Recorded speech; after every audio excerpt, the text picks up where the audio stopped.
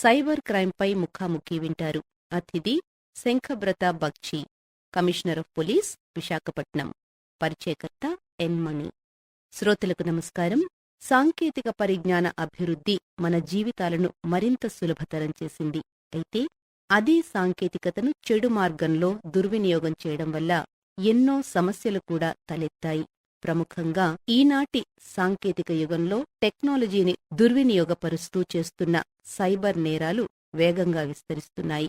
Online మోసాలు, hacking, ఆర్థిక స్కామ్లు, సోషల్ మీడియా దుర్వినియోగం వంటివి రోజురోజుకు పెరిగిపోతున్నాయి.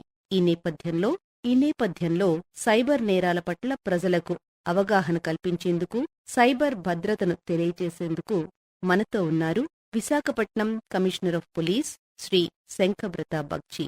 వీరినడిగి మరిన్ని విషయాలు తెలుసుకుందాం.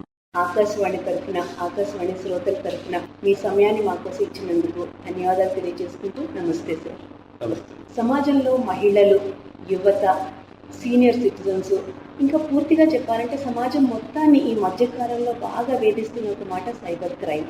సో ఒక సీనియర్ పోలీస్ ఆఫీసర్గా, ఒక కమిషనర్గా సైబర్ క్రైమ్ అంటే ఏంటి, ఈ సైబర్ క్రైమ్ ఎన్ని రకాలుగా ఉన్నాయనేది ఒకసారి శ్రోతలకు వివరిస్తారు. ఇప్పుడు మొబైల్ ద్వారా, కంప్యూటర్ ద్వారా, ల్యాప్టాప్ కానీ డెస్క్టాప్ ద్వారా ఇంటర్నెట్ ఉపయోగించి నేరం చేయడం, అదే సైబర్ క్రైమ్. సైబర్ క్రైమ్ వల్ల మనం ఎలా నష్టపోతున్నాం? ఒక చిన్న ఉదాహరణ.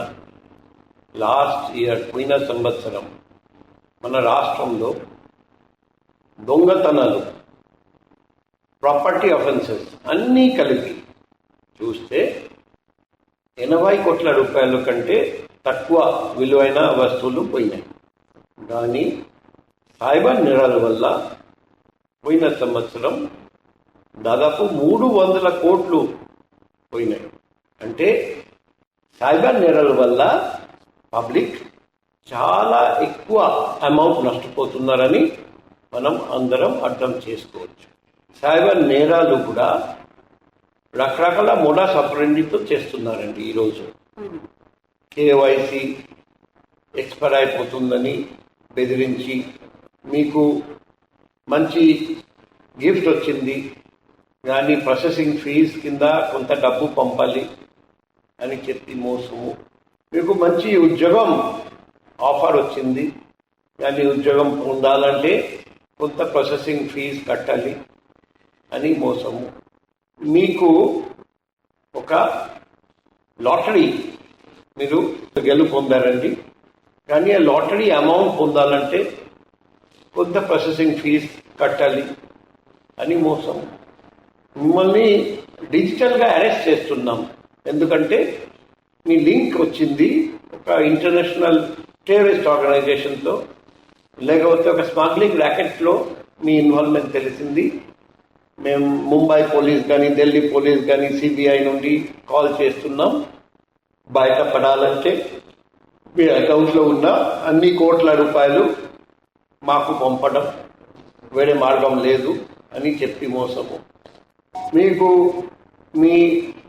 మీకు చాలా బాగా తెలిసిన వ్యక్తి నుండి సడన్గా ఫోన్ మెసేజ్ రావడం, నేను చాలా ఇబ్బందిలో ఉన్నాను, లేకపోతే యాక్సిడెంట్ జరిగింది, నాకు అర్జెంట్గా డబ్బు కావాలి అని డబ్బు పంపమని రిక్వెస్ట్ చేయడం, అలా మోసము. Telecom regulatory authorities of India అక్కడి నుండి మీకు కాల్ వచ్చింది, మీ ఫోన్ నంబర్ చాలా ఎక్కువ యూజ్ చేస్తున్నారండి, అందుకే మేము మీ ఫోన్ నంబర్ డిస్కనెక్ట్ చేయబోతున్నాం, అది అవాయిడ్ చేయాలంటే మా ఇన్స్ట్రక్షన్స్ పాటించాలి అని మోసము. ఒక రిలేషన్షిప్ స్టార్ట్ చేసి తర్వాత న్యూడ్ ఫొటోస్ పంపమని బలవంతం చేయడం, తర్వాత ఆ ఫొటోస్ వైరల్ చేస్తామని బెదిరించి బ్లాక్మెయిల్ చేయడం అని మోసము. ఒక ఇన్స్టంట్ లోన్ యాప్ ద్వారా ఇమీడియట్గా మీకు కావాల్సిన డబ్బు అప్పుగా ఇవ్వడం, తర్వాత ఆ అమౌంట్ పూర్తిగా రీపేమెంట్ చేసినా కూడా ఇంకా డబ్బు అడగడం, డబ్బు ఇవ్వకపోతే, కావాల్సిన డబ్బు ఇవ్వకపోతే మీ ఫోటో, మీ వీడియో మార్ఫ్ చేసి మీ కాంటాక్ట్లో ఉన్న అందరికీ పంపిస్తామని బెదిరించి మోసం, బ్లాక్మెయిల్ చేయడం. మీరు ఒక ఐటెం రెక్టిఫై చేయడానికి ప్రయత్నం చేస్తున్నారండి, ఇంట్లో ఫ్రిడ్జ్ కానీ మైక్రోవేవ్ అవెన్ కానీ పనిచేయట్లేదు. గూగుల్లో చూస్తే కస్టమర్ కేర్ నంబర్ ఉంది, ఆ నంబర్ కాల్ చేస్తే అది యాక్చువల్గా జెన్యూన్ కస్టమర్ కేర్ కానే కాదు, సైబర్ మోసగాళ్ళు పెట్టిన ఒక ఫేక్ సైట్. అక్కడికి వెళ్ళడం, అక్కడ మోసపోవడం. తక్కువ ప్రీమియంలో నీకు ఆన్లైన్ ఇన్సూరెన్స్ ఇస్తాము, మంచి కవరేజ్ ఇస్తామని చెప్పి ప్రాసెసింగ్ ఫీజు అడగడం, దానివల్ల మోసము. మీ అకౌంట్కి కొంత డబ్బు పంపించాను, ఒక 100 రూపాయలు, నాకు 100 రూపాయలు రిటర్న్ పంపండి. పంపించిన వెంటనే మీ అకౌంట్ డీటెయిల్స్ అన్నీ మాకు వచ్చేస్తాయి, దానివల్ల మోసము. ఇన్వెస్ట్మెంట్ ఫ్రాడ్ అంటే ఇంకొక రకమైన మోసము. మీకు మంచి ఆఫర్స్ ఇస్తాము, మీ డబ్బు ఒక సంవత్సరంలో డబుల్ చేస్తాము, అటువంటి హామీ ఇస్తూ తర్వాత మీ డబ్బు మీరు ఇన్వెస్ట్ చేసిన తర్వాత డబ్బు ఒక్క పైసా కూడా రిటర్న్ రాకపోవడం, ఆ వ్యక్తి మీ నంబర్ బ్లాక్ చేయడం, అలా మోసము. ఈజీ టాస్క్ ఫ్రాడ్ అంటే ఇంట్లో కూర్చొని ఎక్కువ డబ్బు సంపాదించండి, ఈ చిన్న చిన్న టాస్క్ పూర్తి చేస్తే మీకు డబ్బు వస్తుంది, హెవీ అమౌంట్ డబ్బు వస్తుందని హామీ ఇస్తూ తర్వాత మోసము. ఇలా రకరకాల సైబర్ క్రైమ్స్ ఉన్నాయి, మూఢగపరండి ఉన్నాయి. వాళ్ళు ప్రతిరోజు కొత్త కొత్త స్థాయిల్లో సైబర్ నేరాలు చేయడానికి ప్రయత్నం చేస్తారండి. ఓకే సార్, అసలు ఇంతగా ఈ కాలంలోనే, మరి ఈ మధ్య కాలంలోనే ఇంతగా సైబర్ నేరాలు పెరిగిపోవడానికి కారణాలు ఏంటంటారండి? ముఖ్యమైన కారణం వచ్చేసి ఇంటర్నెట్ కనెక్టివిటీ పెరగడం, అందరి దగ్గర స్మార్ట్ ఫోన్ రావడం. ఇప్పుడు స్మార్ట్ ఫోన్ లేకపోతే, ఇంటర్నెట్ కనెక్షన్ లేకపోతే సైబర్ నేరం జరగదు. ఎందుకంటే నేను డబ్బు కట్టాలంటే ఖచ్చితంగా ఆన్లైన్ బ్యాంకింగ్ ఫెసిలిటీ మా దగ్గర ఉండాలి. సో మనం గుర్తుపెట్టుకోవాలి, ఇంటర్నెట్ రాకముందు సైబర్ నేరం గురించి ఎవరు వినలేదు. సో ఇంటర్నెట్ వల్ల మనకు చాలా బెనిఫిట్స్ వచ్చాయి, కానీ బెనిఫిట్స్తో పాటు నష్టాలు కూడా జరుగుతాయి. ఇది ఒక పెద్ద నష్టం సైబర్ క్రైమ్. ఇబ్బంది పెడుతున్న ఈ సైబర్ క్రైమ్స్ నుంచి తప్పించుకోవడానికి వ్యక్తిగత సమాచారాన్ని ఎలా జాగ్రత్త పరచుకోవాలండి? అది ఒకసారి శ్రోతలకు తెలియజేస్తాను. ఇప్పుడు సైబర్ క్రైమ్ నుండి బయటపడాలంటే, సైబర్ క్రైమ్ మహమ్మారిని అరికట్టాలంటే 2 ముఖ్యమైన సూత్రాలు ఉన్నాయి. మొదటి సూత్రం సస్పిషన్ ఇస్ ద కీ. అంటే అనుమానం అనుమానం అనుమానం. మీకు ఒక కాల్ వచ్చింది, మీకు ఒక మెసేజ్ వచ్చింది, మీకు ఒక ఈమెయిల్ వచ్చింది. ఆ కాల్లో, ఆ మెసేజ్లో, ఆ ఈమెయిల్లో మీకు కొన్ని సూచనలు సలహాలు ఇవ్వడం జరిగింది. మీరు ఏమీ నమ్మకండి. మీరు అనుకోవాలి ఒక మోసగాడు ఈ మెసేజ్, ఈ ఈమెయిల్, ఈ ఫోన్ కాల్ ఒక మోసగాడి నుండి వచ్చింది కాబట్టి నేను ఆ మెసేజ్లో ఉన్న, కాల్లో ఉన్న ప్రతి విషయం ఫస్ట్ వెరిఫై చేయాలి. ఇండిపెండెంట్ సోర్స్ నుండి వెరిఫై చేసిన తర్వాతనే మనం అది జెన్యూన్ అని అనుకోవాలి. అప్పటి వరకు ఫేక్ అని మనకు అనుమానం ఉండాలి. ప్రతి కాల్, ప్రతి మెసేజ్ ఇలాగే అనుమానిస్తే చాలా వరకు మనం సైబర్ క్రైమ్ నుండి దూరంగా ఉండవచ్చు. ప్రస్తుత సమాజంలో మహిళలు, అమ్మాయిలు ఈ సైబర్ నేరాలకు గురి కాకుండా ఉండాలంటే వారు తీసుకోవాల్సిన జాగ్రత్తలు ఏంటండి? ఇప్పుడు మన అందరికీ తెలుసు, డబ్బు ఊరికనే రావు. అందుకే ఎవరైనా మీకు ఒక అద్భుతమైన ఇన్వెస్ట్మెంట్ స్కీమ్ గురించి చెప్తే మీరు నమ్మకండి. ఎందుకంటే అటువంటి స్కీమ్ ప్రపంచంలోనే లేదు. అనుకోండి, మీకు నెలకు 10,000 జీతం వస్తుంది. ఆకస్మికంగా ఎవరైనా మీకు నెలకు 10 లక్షలు, ఆ జాబ్, అటువంటి జాబ్ మీకోసం ఎదురు చూస్తుంది. మనం ఇమీడియట్గా అర్థం చేసుకోవాలి ఇది ఫేక్. సో ఎప్పుడైనా విచారించి, గమనించి, ప్రాపర్గా అర్థం చేసుకున్న తర్వాతనే ఏదో ఒక ఇన్వెస్ట్మెంట్ ఆఫర్ యాక్సెప్ట్ చేయాలి. అండ్ మూడోది, మీ అకౌంట్ నంబర్ గురించి చెప్తాము. అది చాలా విలువైనది. మీకు ఆఫర్స్ వస్తాయి. మీ అకౌంట్ నంబర్ రెంట్కి ఇవ్వండి, మీకు కమిషన్ ఇస్తాము. మీరు అర్థం చేసుకోవాలి, ఈ అకౌంట్ నంబర్ రెంట్కి తీసుకున్నారంటే ఆ అకౌంట్ నంబర్ వాళ్ళు ఎలా యూజ్ చేస్తారు. ప్రతి సైబర్ మోసగాడు 100, 200, 1000 దానికంటే కూడా ఎక్కువ అకౌంట్స్ ఆ ఫండ్ డైవర్ట్ చేయడానికి యూజ్ చేస్తారండి. ఆ అకౌంట్కి న్యూల్ అకౌంట్ అంటారు. సో ఆ న్యూల్ అకౌంట్ ఎవరైనా పెడితే ఫస్ట్ మనం చూడాలి అతని ఉద్దేశం ఏమిటి. డబ్బు సంపాదించడం ఉద్దేశం అయితే వాళ్ళు తెలిసినా కూడా నేరస్తులు ఎవరెవరు నేరస్తులు ఉన్నారు వాళ్ళకు ఆ రెంట్కి ఇస్తే ఆ సొంత బ్యాంక్ అకౌంట్ అది కూడా నేరము, అక్కడ కూడా జైలు శిక్ష తప్పదు. సో ఇవన్నీ ముఖ్యమైన ఇష్యూస్ ఉన్నాయి. సైబర్ క్రైమ్ అరికట్టాలంటే కళ్ళు చెవులు ఎప్పుడైనా తెరిచి పెట్టాలి. కళ్ళు మూసుకొని నమ్మకూడదు, అప్పుడు మనం మోసపోతాం. అమ్మాయికి మీరు ఇచ్చే సలహా? ఇప్పుడు అమ్మాయిలకు ఒక ముఖ్యమైన సలహా ఇవ్వాలని ఉంది. ఈరోజు మన సమాజంలో ఒక ముఖ్యమైన నేరం వచ్చేసి మహిళల పట్ల ఆన్లైన్ క్రైమ్స్. ఇప్పుడు అనుకోండి, ఒక జిల్లాలో ఒక సంవత్సరంలో అటువంటి 10 క్రైమ్స్ రిపోర్ట్ అవుతాయి. ఆ 10 క్రైమ్స్ మాత్రమే టిప్ ఆఫ్ ద ఐస్బర్గ్. ఎందుకంటే 100 సంఖ్యలో మన దేశంలో లేడీస్ ఉన్నారండి, వాళ్ళు ఇటువంటి నేరాలు ప్రతిరోజు ఫేస్ చేస్తున్నారు. కానీ అందులో చాలా మంది బయటికి వచ్చి చెప్పడం లేదు, ఎందుకంటే సిగ్గుపడుతున్నారు. మా జీవితం నాశనం అయిపోయింది, ఈ విషయం అందరికీ తెలిసిపోతే మేము బతకలేము, సమాజంలో మా మర్యాద పోతుంది, మా కుటుంబానికి ఉన్న మర్యాద కూడా పోతుంది. అందుకే చాలా మంది అమ్మాయిలు ఈ అంతా భరిస్తున్నారండి, ఈ బ్లాక్ మెయిలింగ్ భరిస్తున్నారండి. వాళ్ళు డబ్బు అడిగితే డబ్బు ఇస్తున్నారండి, లేకపోతే శారీరకంగా కలవాలని ఒత్తిడి తెచ్చినా కూడా అదే చేస్తున్నారండి. కానీ అమ్మాయిలకు తెలియదు, బ్లాక్ మెయిలింగ్ ఒకసారి మొదలైతే అది ఆగదు. అందుకే మేము రెగ్యులర్గా స్కూల్, కాలేజ్, యూనివర్సిటీ వెళ్ళి ఈ సైబర్ నేరాల మీద, ఆన్లైన్ క్రైమ్ అగేన్స్ట్ విమెన్ మీద అండ్ డ్రగ్ అబ్యూస్ మీద బాగా అవగాహన పెంచుతున్నాం, అందరికీ తెలియజేస్తున్నాం. ఈ అన్ని క్రైమ్స్ అరికట్టాలంటే చేతులు కలిపి అందరం పోరాడాలి. సార్, ఇప్పుడు ఎవరైనా సైబర్ క్రైమ్కి గురయ్యారు అంటే వాళ్ళు ముందుగా ఎవరిని అప్రోచ్ అవ్వాలండి?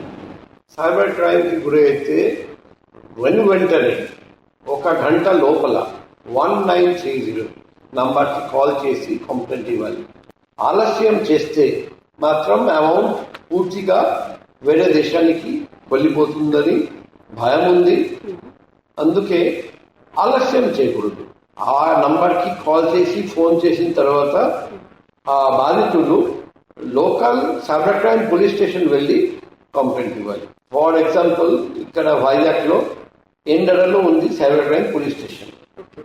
సో ఒక్కసారి కంప్లైంట్ ఇచ్చిన తర్వాత పోలీస్కి, సైబర్ క్రైమ్ పోలీస్కి, పోలీస్ వాళ్ళు ఆ డబ్బు ట్రాక్ చేస్తారండి. తర్వాత కోర్టులో పిటిషన్స్ సబ్మిట్ చేస్తారండి, ఈ అంతా అమౌంట్ ఫ్రీజ్ చేయమని. తర్వాత ఆర్డర్ ఇచ్చిన తర్వాత ఆ ఆర్డర్ తీసుకొని ఆ ఇన్వెస్టిగేటింగ్ ఆఫీసర్ బ్యాంక్ దగ్గరికి వెళ్తారండి.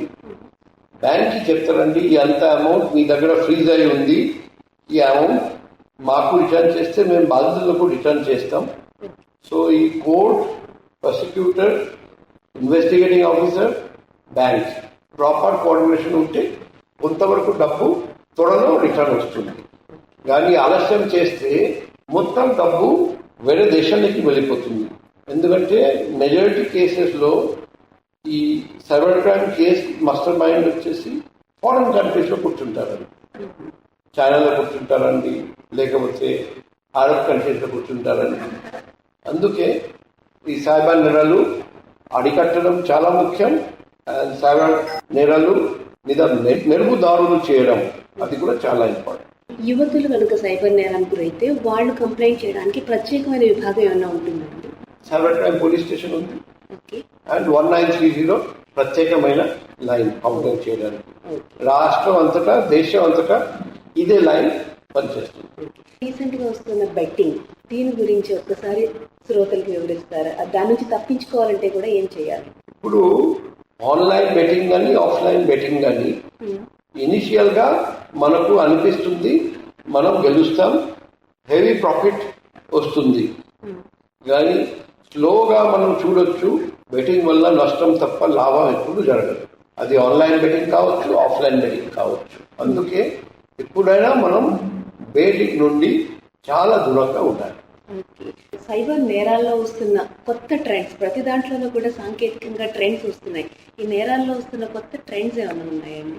అంటే కొత్త ట్రెండ్ అంటే ఇంతకుముందు తక్కువ మోడస్ ఆపరెండితో సైబర్ నేరాలు చేసేవారు. ఇప్పుడు ప్రతిరోజు కొత్త మోడస్ ఆపరెండి వస్తుంది.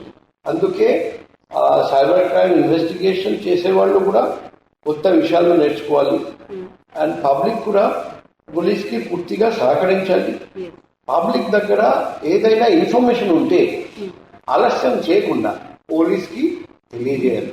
పోలీస్ పబ్లిక్ కలిసి కట్టుగా ప్రయత్నం చేస్తే మనం సైబర్ నేరాలు చాలా వరకు తగ్గించగలుగుతాం. ఈ సైబర్ నేరాలకు పాల్పడిన వారికి శిక్షలు ఎలా ఉంటాయండి? ఇప్పుడు మన అందరికీ తెలుసు ఇన్ఫర్మేషన్ టెక్నాలజీ యాక్ట్ 2000 తర్వాత ఇప్పుడు భారతీయ న్యాయ సంహిత వచ్చింది. కానీ అది కాకుండా BNSS ప్రకారం సైబర్ క్రైమ్ చేసి ఎవరైనా నల్లధనం సంపాదిస్తే ఆ ఇన్వెస్టిగేటింగ్ ఆఫీసర్కి ఆ నల్లధనం కూడా అటాచ్ చేయడానికి పవర్స్ ఉన్నాయి. సో రీసెంట్లీ మేము ఎన్ఫోర్స్ చేస్తున్నాం ఈ నల్లధనం ఎలా అటాచ్ చేయాలి, సైబర్ మోసగాళ్ళు వాళ్ళ అన్ని అకౌంట్స్ ఎలా ఫ్రీజ్ చేయాలి. అంటే మన లక్ష్యం వచ్చేసి సైబర్ నేరం చేసిన వాళ్ళు కేసు వచ్చినా ఇప్పుడు భయపడతారో లేదో, ఎందుకంటే వాళ్ళ దగ్గర చాలా నల్లధనం ఉంది. ఆ నల్లధనం ఉపయోగించి వాళ్ళు బెస్ట్ లాయర్ని పిలిపించి తక్కువ ఇంప్రిజన్మెంట్ అటువంటి ఆర్డర్ తెప్పించి ఈజీగా బయటికి వచ్చేస్తారు.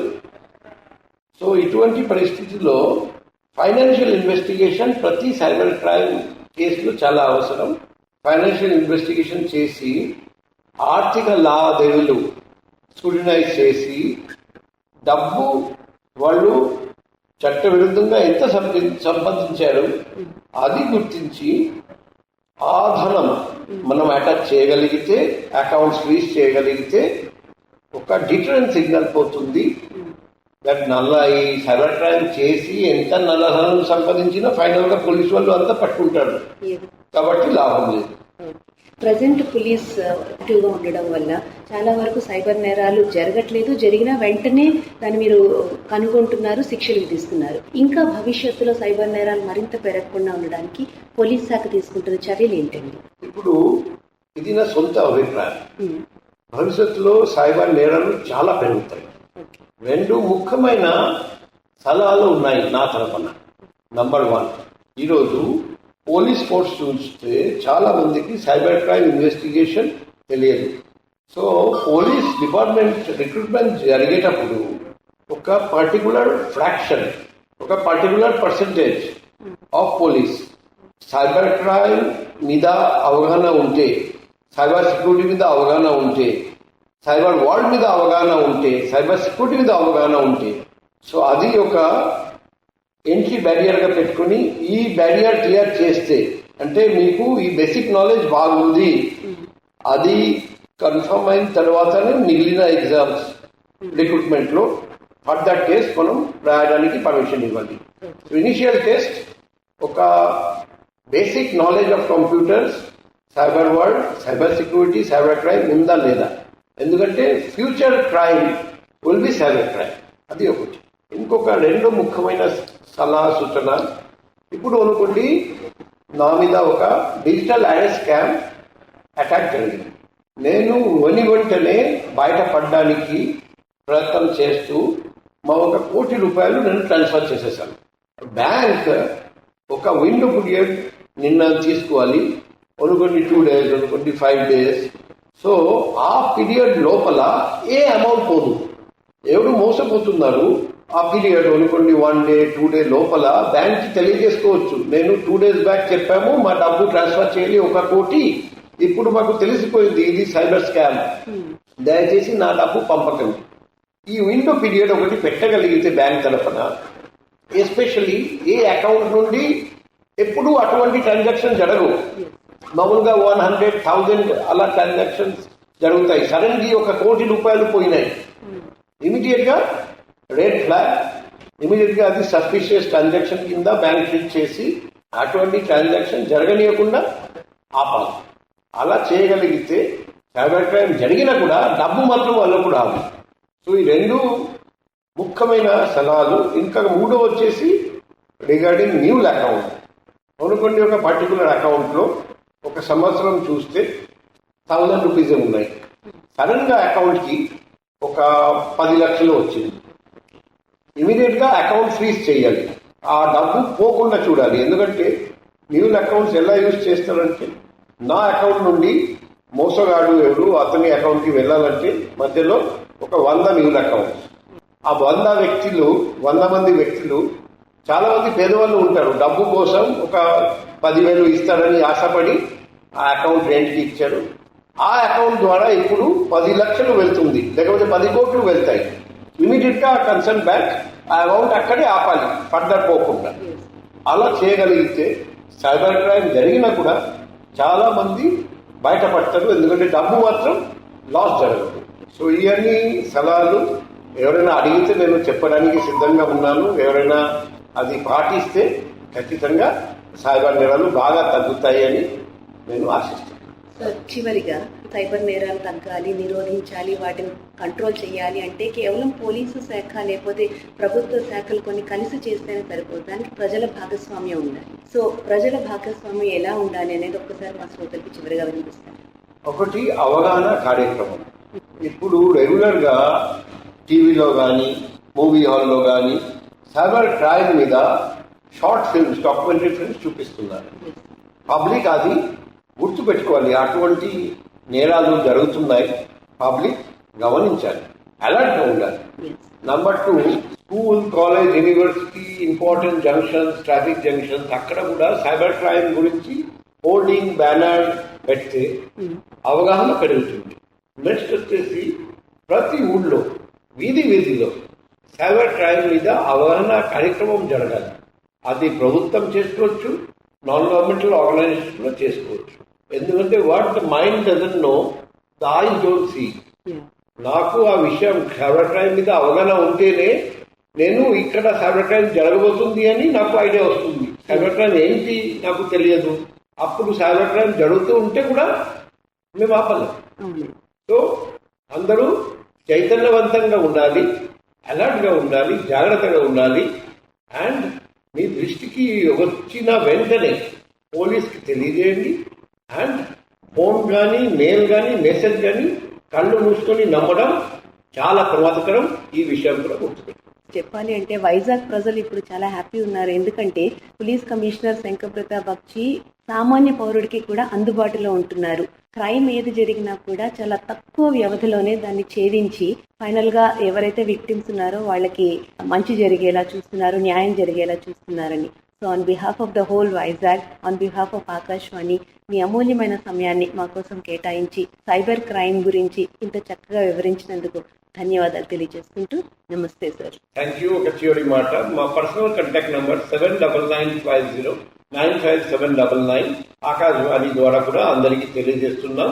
మీకు ఎప్పుడైనా ఇబ్బంది ఉంటే, ఏదైనా అసాంఘిక కార్యకలాపాలు మీ చుట్టుపక్కల ప్రాంతంలో జరుగుతూ ఉంటే, మీకు ఎటువంటి సహాయం కావాలంటే, సైబర్ క్రైమ్ ఎక్కడైనా జరుగుతూ ఉంటే పగలు కానీ రాత్రి కానీ ఎప్పుడైనా నాకు కాల్ చేయండి, వాట్సాప్ మెసేజ్ పెట్టండి, వాట్సాప్ కాల్ చేయండి. మేము వెంటనే మీ స్పందిస్తాం, మీకు హెల్ప్ చేస్తామని హామీ ఇస్తాం. Thank you sir. నమస్తే. ఇంతవరకు సైబర్ క్రైమ్పై ముఖాముఖి విన్నారు. అతిథి Shankhapratap Bakshi, commissioner of police, Visakhapatnam. పరిచయకర్త ఎన్ మణి. సమర్పణ ప్రాంతీయ వార్తా విభాగం, ఆకాశవాణి విశాఖపట్నం కేంద్రం. వెలువడింది ఆకాశవాణి విజయవాడ కేంద్రం నుండి.